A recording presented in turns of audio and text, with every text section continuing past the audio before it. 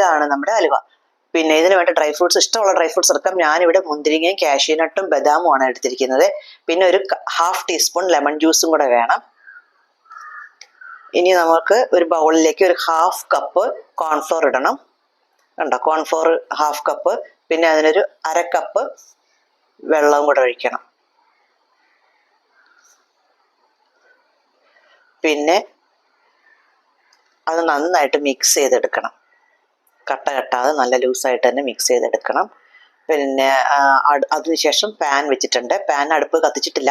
പാനിലേക്ക് ഒരു 1/2 cup sugar ഇട്ടിട്ട് 1/2 കപ്പ് വെള്ളവും കൂടെ ഒഴിക്കണം. 1/2 കപ്പാണ് വെള്ളം ഒഴിക്കുന്നത്. 1/2 കപ്പ് ഷുഗറിന് 1/2 കപ്പ് വെള്ളം ഒഴിക്കാം. ഇനി മധുരം കൂടുതൽ വേണമെന്നുള്ളവർക്ക് അതിനനുസരിച്ചിട്ട് 3/4 കപ്പ് വേണമെങ്കിലും എടുക്കാവുന്നതാണ്. ഞാൻ അതിലേക്ക് ഒരു പിഞ്ച് സോൾട്ട് ഇട്ടിട്ടുണ്ട്. ഇനി നമുക്ക് അടുത്തായിട്ട് ഒഴിക്കേണ്ടത് ലെമൺ ജ്യൂസ് ആണ്. നേരത്തെ ഇതുവരെ ഞാൻ അടുപ്പ് കത്തിച്ചിട്ടില്ല. ഇനി അടുപ്പ് കത്തിക്കാനായിട്ടില്ല കേട്ടോ. ലെമൺ ജ്യൂസും കൂടെ ഒഴിക്കണം. ഒരു 1/2 ടീസ്പൂൺ ലെമൺ ജ്യൂസും കൂടെ ഒഴിച്ചതിന് ശേഷം നമ്മൾ അടുപ്പ് കത്തിച്ച് വെക്കും. അത് മീഡിയം ടു ലോ ഫ്ലെയിം വെച്ചാൽ മതി. ഇത് തിളയ്ക്കുന്നത് വരെ ഒന്ന് വെയിറ്റ് ചെയ്യണം. നന്നായിട്ട് തിളച്ച് വരുമ്പോഴത്തേക്കും തന്നെ ഈ ഷുഗർ സിറപ്പ് നന്നായിട്ട് തിളച്ച് വരുമ്പോൾ തന്നെ നമുക്ക് നമ്മുടെ കോൺഫ്ലോർ മിക്സ് ഇടാവുന്നതാണ് കേട്ടോ.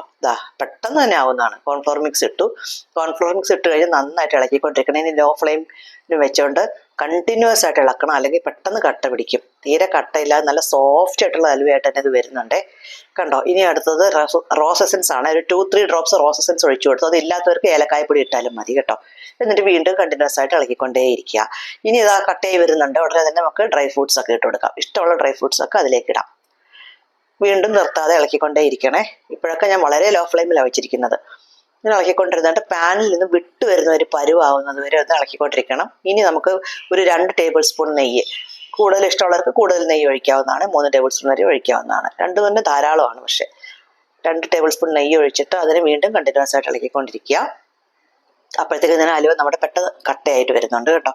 കട്ടയായിട്ട് വന്ന് നമ്മുടെ പാനിൽ നിന്നും വിട്ട് വരാൻ തുടങ്ങും.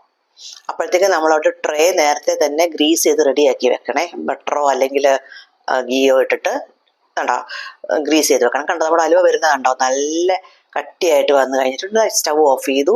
ഉടനെ ഗ്രീസ് ചെയ്ത് പാനിലേക്ക് മാറ്റി,